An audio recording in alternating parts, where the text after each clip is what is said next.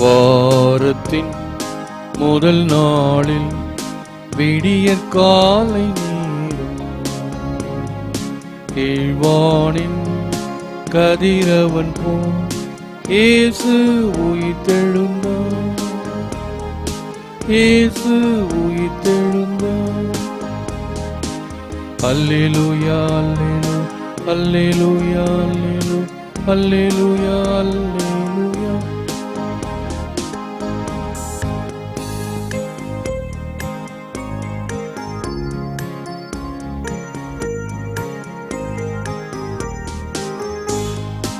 இருளின் ஆட்சி நிலைப்பதில்லை, ஒளியோ மறைந்து வாழ்வதில்லை.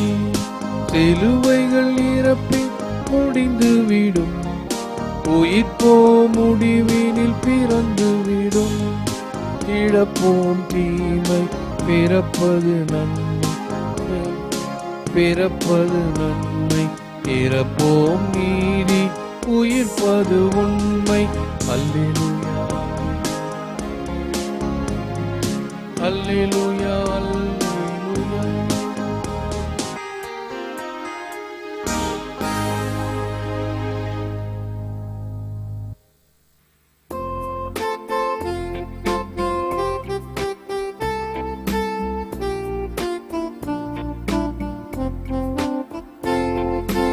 அவதம் திருப்பெயரை மாட்சிப்படுத்துங்கள். ஆண்டவரை தேடுவோரின் இதயம் மக்களிப்பதாக. ஆண்டவரையும் அவரது ஆற்றலையும் தேடுங்கள், அவரது திருமுகத்தை இடையராது நாடுங்கள். ஆண்டவரை தேடுவோரின் இதயம் அக்களிப்பதாக. அல்லேலூயா அல்லேலூயா அல்லேலூயா அல்லேலூயா. ஆண்டவர் தோற்றுவித்த வெற்றியினால் இதுவே. இன்று அக்களிப்போமாக மகிழ்வோம். அல்லேலூயா. ஆண்டவர் உங்களோடு இருப்பாராக. புனித லூக்கா எழுதிய நற்செய்தியிலிருந்து வாசகம். வாரத்தின் முதல் நாள் சீடர்களுள் இருவர் எருசலேமிலிருந்து ஏறத்தாழ 11 கிலோமீட்டர் தொலைவில் உள்ள ஓர் ஊருக்கு சென்று கொண்டிருந்தனர். அவ்வூரின் பெயர் எம்மாவுஸ். அவர்கள் இந்நிகழ்ச்சிகள் அனைத்தையும் குறித்து ஒருவரோடு ஒருவர் உரையாடி கொண்டே சென்றார்கள். இப்படி அவர்கள் உரையாடி கொண்டும் வினவிக் கொண்டும் சென்றபோது இயேசு நெருங்கி வந்து அவர்களோடு நடந்து சென்றார். ஆனால் அவர் யார் என்று அறிந்து உணர முடியாதவாறு அவர்கள் கண்கள் மறைக்கப்பட்டிருந்தன. அவர் அவர்களை நோக்கி வழிநெடுகிலும், நீங்கள் ஒருவரோடு ஒருவர் பேசிக் கொண்டிருப்பது என்ன என்று கேட்டார். அவர்கள் முகவாட்டத்தோடு நின்றார்கள். அவர்கள் கிளேயப்பா என்னும் பெயருடைய ஒருவர் அவரிடம் மறுமொழியாக, எருசலேமில் தங்கியிருப்பவர்களுள் உமக்கு மட்டும்தான் இந்நாட்களில் நிகழ்ந்தவை தெரியாதோ என்றார்.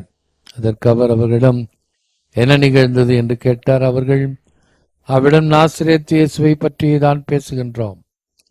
அவர் கடவுளுக்கும் மக்கள் எல்லோருக்கும் முன்பாக சொல்லிலும் செயலிலும் வல்ல இறைவாக்கினராக திகழ்ந்தார். அவர் இஸ்ராயலை மீட்கப் போகிறார் என்று நாங்கள் எதிர்பார்த்திருந்தோம்.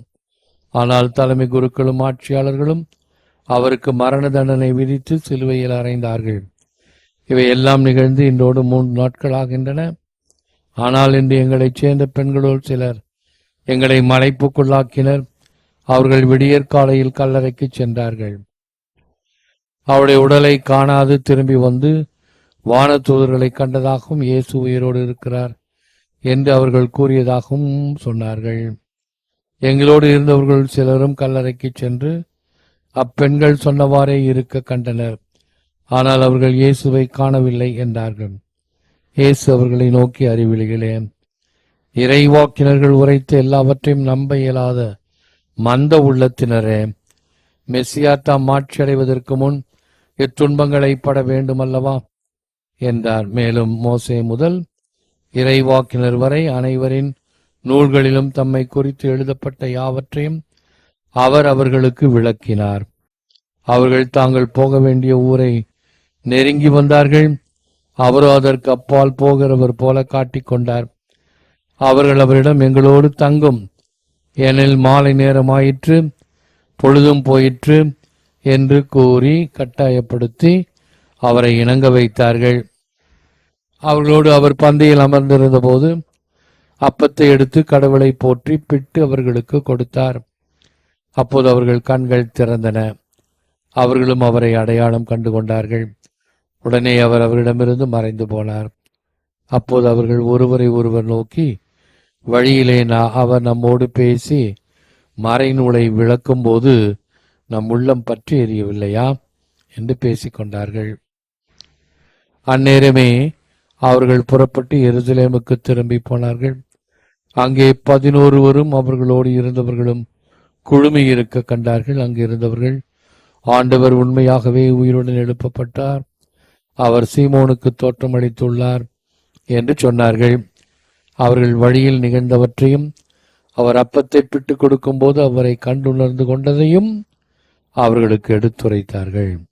இது கிறிஸ்து வழங்கும் வாழ்வு தரும் நற்செய்தி. கிறிஸ்துவே உமக்கு புகழ். They held him back, saying, "Stay with us." அவர்கள் அவரிடம் எங்களோடு தங்கும் என்று கட்டாயப்படுத்தி அவரை இணங்க வைத்தார்கள். இயேசுவில் அன்பார்ந்த சகோதர சகோதரி, அன்பார்ந்த பிள்ளைகளே, அன்பார்ந்த தொலைக்காட்சி விசுவாசிகளே, they were so disturbed when they saw him hanging on the cross that they forgot his teaching, did not look for his resurrection, and failed to keep his promises in mind. அவர் சிலுவையில் தொங்குவதைக் கண்டு அவரது போதனையை மறக்கும் அளவு அவர்கள் அமைதி குலைந்தது. அவரது உயிர்ப்பை எதிர்கொள்ளாமல் அவரது வாக்குறுதிகளையும் நினைவு கொள்ள தவறினார்கள்.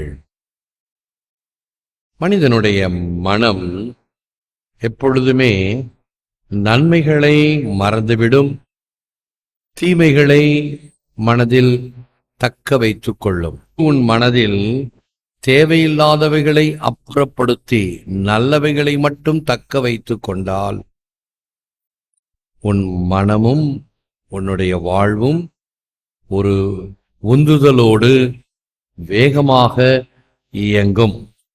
களைப்போ சலிப்போ வேதனையோ அல்லது விரக்தியோ ஏற்படாது.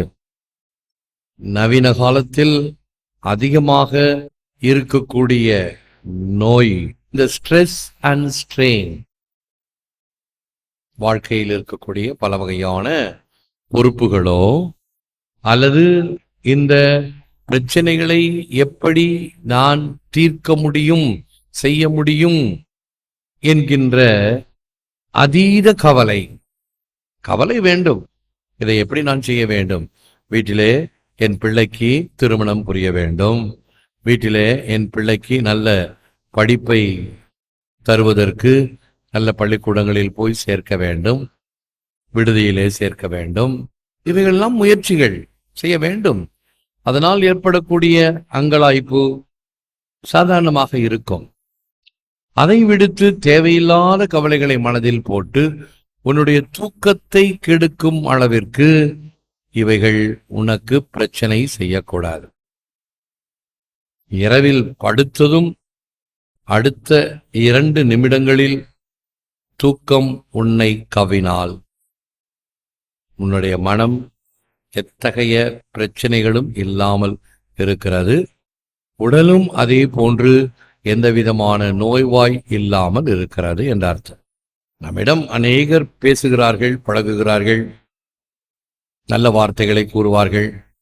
ஒரு சிலர் மட்டும் அல்லாதவைகளை சொல்லக்கூடும், பொல்லாதவைகளை சொல்லக்கூடும். அவைகள் மட்டும் மனதில் தங்கி வலித்து கொண்டிருந்தால் அது உன்னை சலனப்படுத்துகிறது என்ற அர்த்தம். கதை சொல்ல ஒருவன் பிறந்துவிட்டால் கண்ணகி வாழ்விலும் கழகம் கற்பிப்பான் என்பதெல்லாம் கண்ணதாசனுடைய வார்த்தைகள். எனவே உன் மனம் சஞ்சலப்பட வேண்டாமே. இவைகளை எல்லாம் தேவையில்லை. என் மனதை வலிக்கக்கூடிய வகையில் இது என்னை தொந்தரவு செய்யக்கூடாது. இவைகளை குப்பை தொட்டியில் போடுகிறேன். இந்த வழிபாடுகளில் பாவ மன்னிப்பு வழிபாடுகளை செய்கின்ற தியான கூட்டங்களில் ஒரு காரியம் செய்வார்கள். நாம் ஆண்டவரே இரக்கமாயிரும் என்று சுருக்கமாக நம்முடைய மனஸ்தாப வழிபாடை முடித்துக் கொள்ளுகிறோம். தியான சமயங்களில் என்ன செய்வார்கள்? ஒரு இரும்பு சட்டி, அதில் நெருப்பு இருக்கும். உங்கள் மனதில் இருக்கக்கூடிய கவலைகளை, பிரச்சனைகளை, வேதனைகளை எழுதி கொண்டு வந்து அதில் போடுங்கள். அவைகள் ஆண்டவர் முன்னால் எரிந்து போகட்டும். இது ஆன்மீக வழிபாட்டில். இன்னொரு ரிலீவிங் ஆஃப் த ஸ்ட்ரெஸ் ஒன்று இருக்கிறது. இறுகிய பஞ்சு மூட்டை ஒன்று பெருசா தொங்கும். கோபம் வருகிறதா? உன்னுடைய கோபத்தை வடிகாலாக வெளியேற்றுமா? போய் அந்த மணல் மூட்டையை போய் குத்துன்னு குத்து.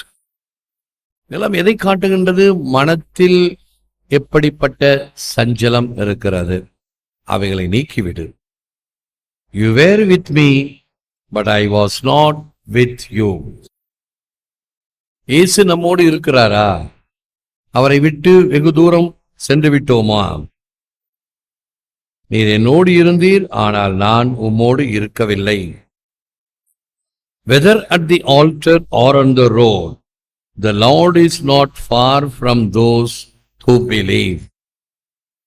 ஆண்டவரில் நம்பிக்கை கொள்வோருக்கு பலிப்பீடமோ வீதியோ தொலைவில் இல்லை. ஆண்டவர் என்றும் எப்பொழுதும் நம்மோடு இருக்கிறார் என்ற ஒரு உணர்வை நாம் பெற்றிருத்தல் வேண்டும். The Eucharist is light above all, because at every Mass, liturgy of the Word of God precedes the liturgy of the Eucharist in the unity of the two tables, the table of the Word, the table of the bread. நற்கருணை அனைத்திற்கும் மேலாக ஒளியாகும். ஏனெனில் ஒவ்வொரு திருப்பலியிலும் வார்த்தை, உணவு என்ற இரண்டில் வார்த்தை வழிபாடு நற்கருணை வழிபாட்டிற்கு முன் இடம் பெறுகிறது. இப்பொழுது நாம் இந்த வார்த்தைக்கான விளக்கத்தை கேட்கிறோம். வார்த்தை உடைத்து கொடுக்கப்படுகிறது.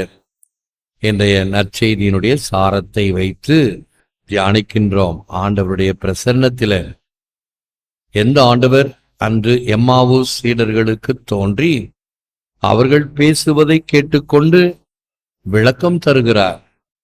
வேத நூல்களில் சொல்லப்பட்டதை நீங்கள் கவனம் வைக்கவில்லையா?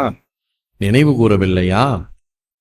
மெசியா என்பவர் இவ்வாறு பாடுகள் பட வேண்டும் என்றெல்லாம் உங்களுக்கு தெரியாதா என்று வேத நூலை விளக்கிச் சொல்லுகிறார். அப்பொழுது அவர்களுடைய உள்ளம் உருகுகிறது. கல்லறை தோட்டத்தில் பார்த்த பெண் சீடர் முதல் சாட்சியாக ஆண்டவரை கண்டேன் என்று சொன்னதை நேற்று சிந்தித்தோம். இன்று எம்மாவூஸ் போகின்ற வழியிலே ஆண்டவரை கண்டோம் என்று இந்த சீடர்கள் ஓடிப்போய் எருசலேமிலே பதுங்கியிருந்த அப்போஸ்தலரிடம் சொல்லுவார்கள். What the church can offer is not silver and gold, but walking, leaping and praising. திருச்சபையிடம் நடக்க, துள்ள, புகழ் பாடுவதை தவிர்த்து தங்கமோ வெள்ளியோ இல்லை கொடுக்க. திருச்சபை என்பதும் ஆன்மீக வாழ்வு என்பதும் வெறுமனே உணவு, உடை, உறையுள் அல்லது ஆதாயங்கள், படிப்பு, வேலை, வேலைவாய்ப்புகள் இவைகள் அல்ல. இவைகள் மனதில் ஆழமாக இருந்தால் நாம் ஏமாந்து போக மாட்டோம் அல்லது கோபமடைய மாட்டோம். ஆதாயங்களை தேடித்தான் செல்கிறீர்கள். இயேசுவும் கோபப்பட்டார். நீங்கள் அருளை தேடி வரவில்லை, ஆசிரை தேடி வரவில்லை, வார்த்தைகளை பெறுவதற்காக வரவில்லை. நேற்றைய தினம் அப்பங்களை பெற்றீர்கள், அப்பங்களை பெறத்தான் வந்தீர்கள் என்று சொல்லுவார். மனிதர்களும் அப்படித்தான். எனக்கு இதனால் ஆதாயமா? ஆகவே அப்பட்டமாக கேட்பார்கள். கோவிலுக்கு போனா என்ன, சாமி கூரையை பிரிச்சுக்கிட்டு கொட்ட போகுதா? நான் கோவிலுக்கு வரணுமா? அசட்டு கேள்விகள். என்னை பார்த்து அரியாங்குப்பம் பங்கில் கேட்கப்பட்ட கேள்வி, முதல் கேள்வி, உங்களால் எங்களுக்கு எந்த பயனும் இல்லை, எந்த பிரயோஜனமும் இல்லை. அப்பட்டமாக நேரடியாக, உங்களால் எங்களுக்கு பைசா பிரயோஜனம் இல்லை. என்ன அப்பட்டமான வார்த்தை! காசு கொடுக்கவோ, வேலை வாய்ப்பு கொடுக்கவோ, சாப்பாடு கொடுக்கவோ, அதற்காகவா பங்கு தந்தை? அடிப்படை ஆன்மீகமே கோளாறு. ஃபெய்த் ஃபார்மேஷன் என்று சொல்லக்கூடிய விசுவாச வாழ்வை கட்டி எழுப்ப, ஆண்டவருடைய இல்லத்தை இன்னும் கட்டி எழுப்ப, இதற்கு நானும் உதவி செய்ய வேண்டும், நானும் செய்ய வேண்டும். எனக்கு இதனால் ஆதாயமா? இல்ல, நடந்தவைகள். ஆக இன்றைக்கும் பல பங்குகளில், நல்ல வேளை இந்த CRS என்ற புரோகிராம் தமிழகத்திலிருந்து எடுக்கப்பட்டு விட்டது. கேத்தலிக் ரிலீஃப் சர்வீசஸ் என்று அதற்கு பெயர். வேலை கொடுத்து அந்த வேலைக்காக கோதுமை, எண்ணெய், பால் பவுடர் கொடுத்த திட்டங்கள் இருந்தன. அவைகளில் எத்தனை ஊழல்கள், எத்தனை தலைவலிகள் கிராமத்து பங்கு தந்தையர்களுக்கு. அதுதான் திருச்சபையிடம் நடக்க துள்ள புகழ் பாடுவதை தவிர்த்து தங்கமோ வெள்ளியோ இல்லை கொடுக்க. 3 ways that people encounter risen Jesus: in the broken brother, the broken word, the broken bread. 3 வழியில் உயிர்த்த இயேசுவை சந்திக்கலாம். மனமுடைந்த சகோதரர்கள், வார்த்தை, உணவு. நாம் தினமும் ஆண்டவரை இப்படி சந்திக்கின்றோம். By his union with us, he is the Son of Man. By our union with him, we are the sons of God. Saint Augustine. இயேசு மனுமகனாக நம்முடன் ஒன்றிக்கிறார். இறை மக்களாக நாம் அவருடன் ஒன்றிக்கிறோம்.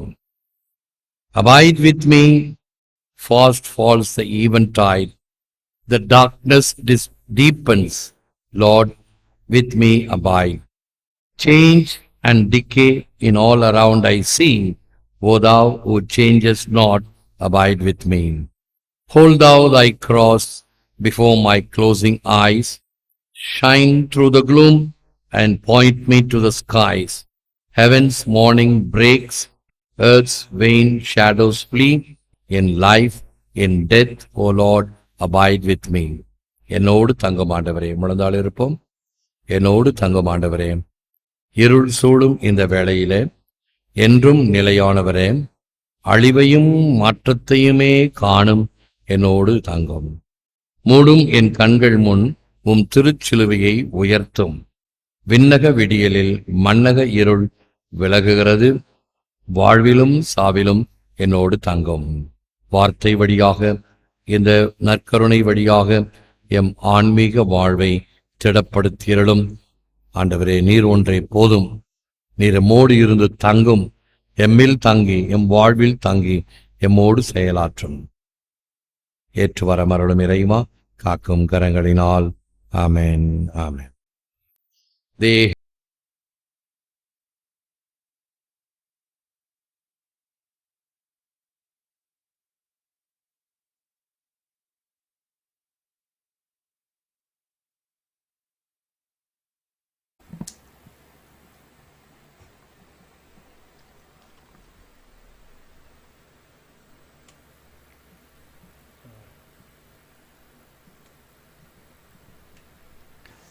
Let us pray. We pray, O Lord, that the reverent reception of this sacrament of your Son may cleanse us from our old ways and transform us into a new creation. We ask this through Christ our Lord. Amen. ஆண்டவர் உங்களோடு இருப்பாராக. உம் ஆன்மாவோடும் இருப்பாராக. எல்லாம் வல்ல இறைவன், தந்தை, மகன், தூய ஆவியார் உங்களை ஆசீர்வதிப்பாராக. ஆமென். சென்று வாழுங்கள். திருப்பலி நிறைவேறிற்று. இறைவா மக்கு நன்றி. அல்லேலூயா, அல்லேலூயா. இயேசுவின் மதுரமான திரு இருதயமே, மரியாயின் மாஸ்டர் திரு இருதயமே, புனித சூசைய பிரேம், எங்கள் பெயர் கொண்ட சகல புனிதர்களே, இயேசு மரி சூசை,